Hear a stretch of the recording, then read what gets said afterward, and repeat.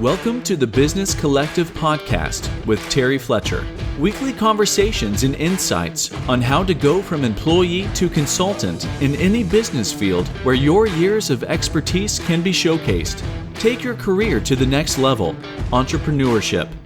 Now here's your host, nationally recognized healthcare consultant, speaker, and author, Terry Fletcher.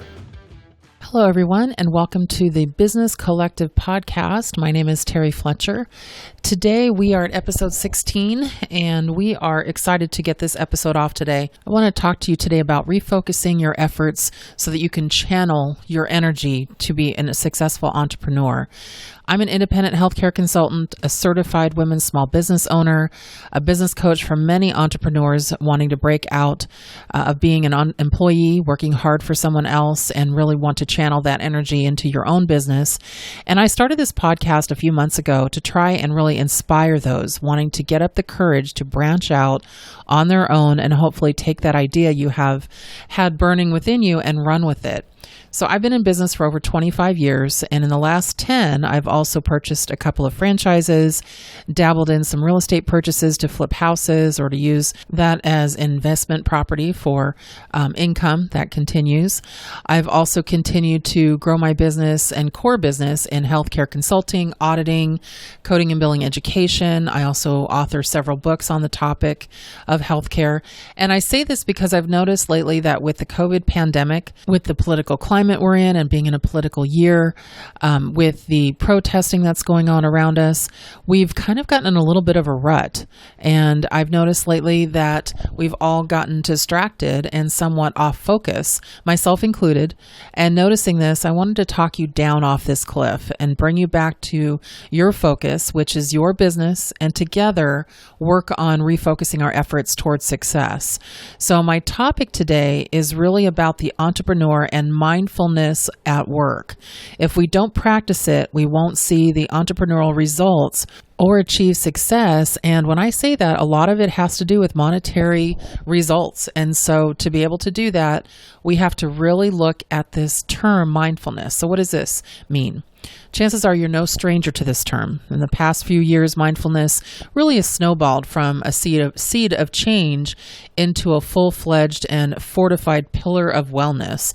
Mindfulness actually has a Webster's dictionary definition and is defined as, and I'll quote, a mental state achieved by focusing on one's awareness on the present moment while calmly acknowledging and accepting one's feelings, thoughts, and bodily sensations, used as a therapeutic technique. So to be mindful, and that's why we do this on Mindset Monday, simply put, it's really to be present, to be aware.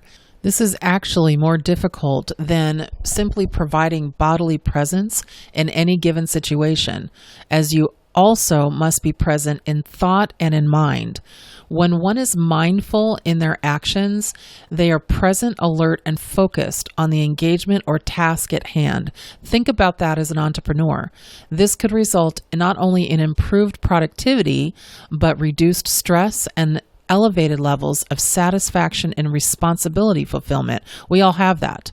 In speaking to one of my own business coaching clients this week, she asked me this question. She said, talking about mindfulness is great, but how can I practice it in the real world?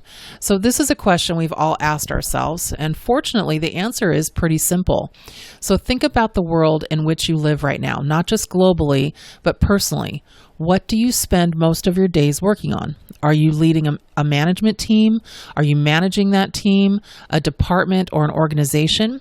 Are you focused on cultivating a culture of positivity?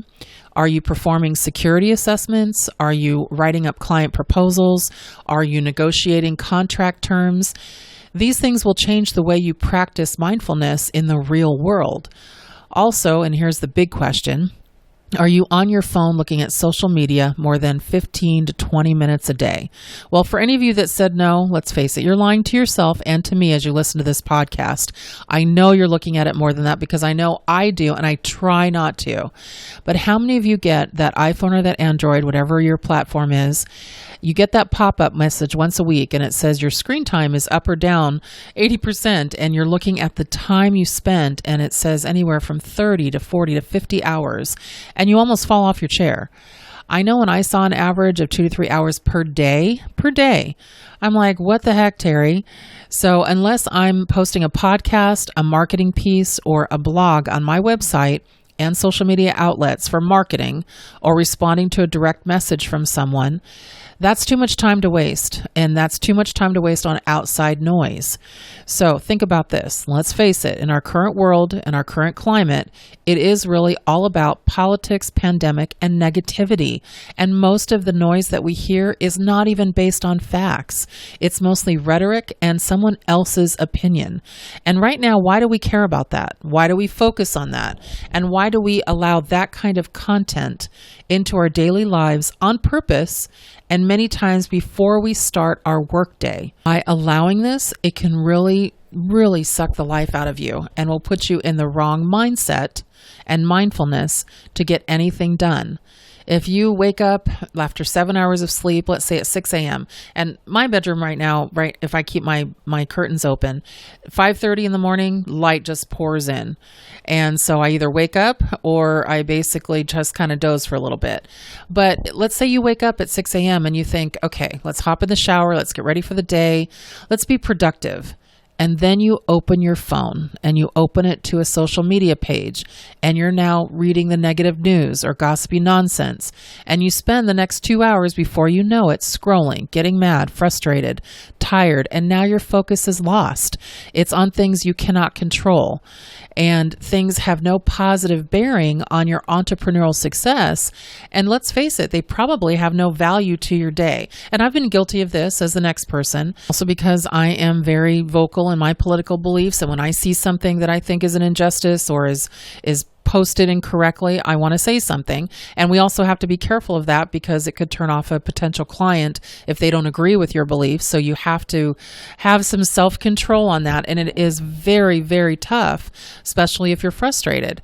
But let's face it, we can't control everything. And again, no positive bearing on your entrepreneurial success. And they aren't adding value, not only to your day, but they're not adding value to your business. And you're only basically getting more frustrated. So we have to do better. Both of us have to do better. All of us have to do better. Don't use your energy to worry. Use your energy to believe. Believe in what you're doing. Redirect your focus. You want to be mindful of your tasks at hand. And so when you're dealing with this, think about this analogy.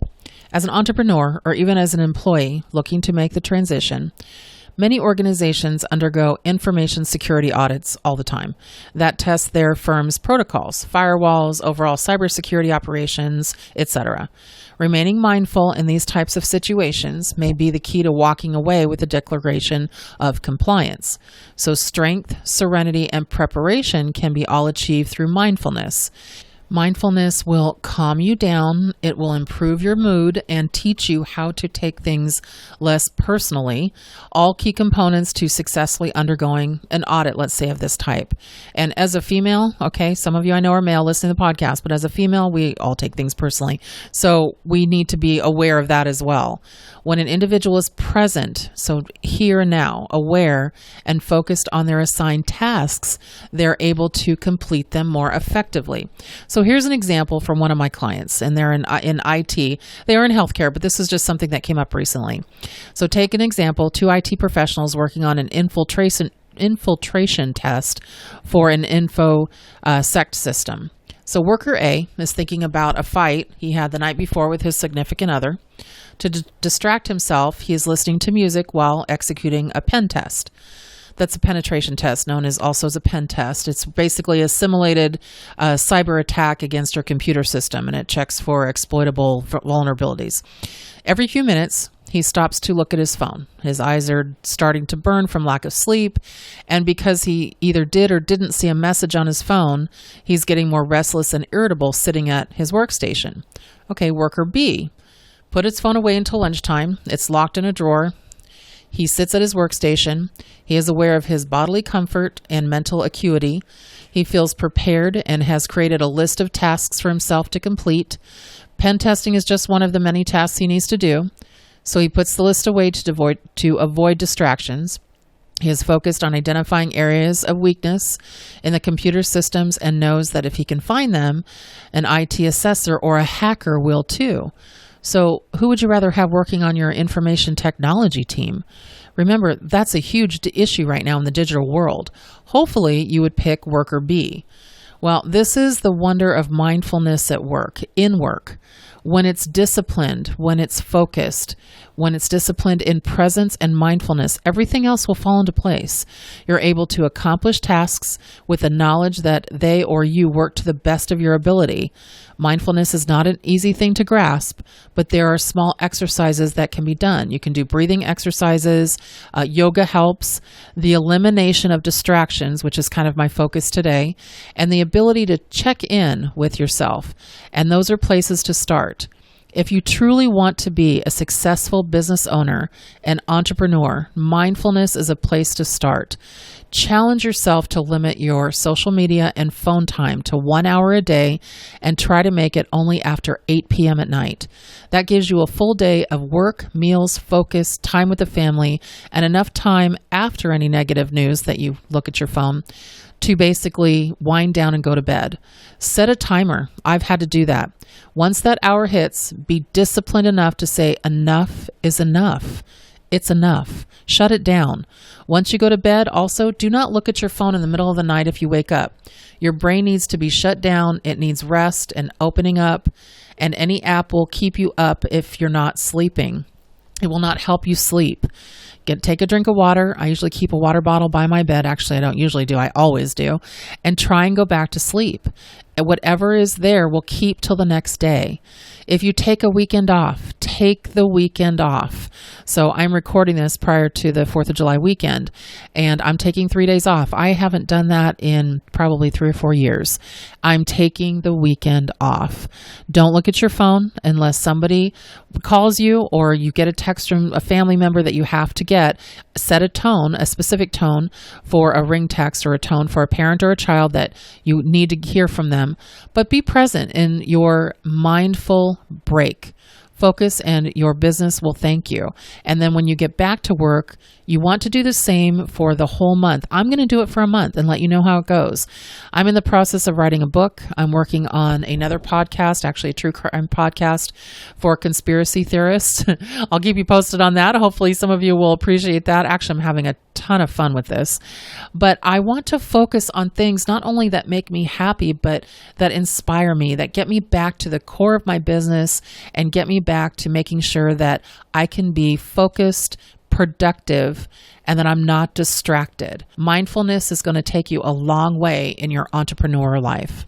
The Business Collective podcast was brought to you today by Inc. Magazine. Everything you need to know to start and grow your business now. inc.com. That's inc.com. So everyone, that's a wrap for episode 16 today. I hope you had a safe and happy 4th of July.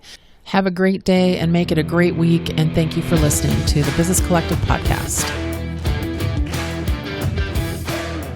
Thank you for listening to the Business Collective podcast. Drop us a rating and review on Apple Podcasts, Stitcher, Spotify, or wherever you listen to podcasts. Check out our website and blog at www.business-collective.com.